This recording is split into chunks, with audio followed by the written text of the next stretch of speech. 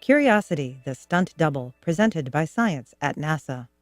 With a pair of bug eyes swiveling on a stalk nearly 8 feet off the ground, the six-wheeled, 1,800-pound Mars rover Curiosity doesn't look much like a human being.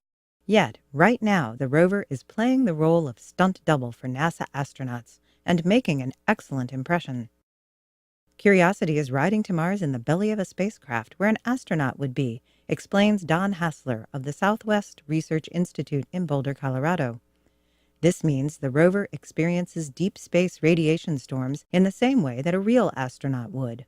Indeed, on January 27, 2012, Curiosity's spacecraft was hit by the most intense solar radiation storm since 2005.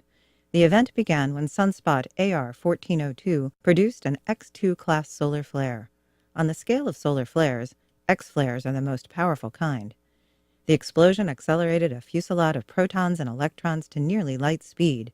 These subatomic bullets were guided by the sun's magnetic field almost directly toward Curiosity. When the particles hit the outer walls of the spacecraft, they shattered other atoms and molecules in their path, producing a secondary spray of radiation that Curiosity both absorbed and measured. Curiosity was in no danger, says Hassler. In fact, we intended all along for the rover to experience these storms en route to Mars. Unlike previous Mars rovers, Curiosity is equipped with a radiation assessment detector.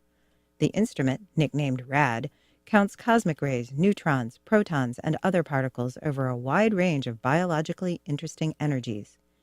RAD's prime mission is to investigate the radiation environment on the surface of Mars, but researchers have turned it on early so that it can also probe the radiation environment on the way to Mars. Curiosity's location inside the spacecraft is key to the experiment. We have a pretty good idea what the radiation environment is like outside, says Hassler, who is the principal investigator for RAD. Inside the spacecraft, however, is still a mystery. Even supercomputers have trouble calculating exactly what happens when high-energy cosmic rays and solar energetic particles hit the walls of a spacecraft. One particle hits another, fragments fly, the fragments themselves crash into other molecules.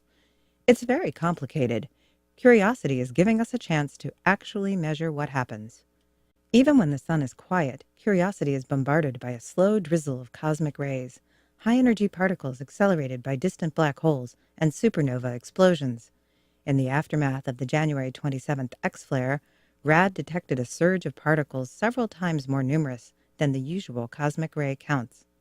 Hassler's team is still analyzing the data to understand what it is telling them about the response of the spacecraft to the storm. More X-flares will help by adding to the data set. Hassler expects the sun to cooperate because the solar cycle is trending upward toward a maximum expected in early 2013. As of February 2012, we still have 6 months to go before we reach Mars. That's plenty of time for more solar storms. A stunt double's work is never done. For more news about bug-eye robots and other things in space, visit science.nasa.gov.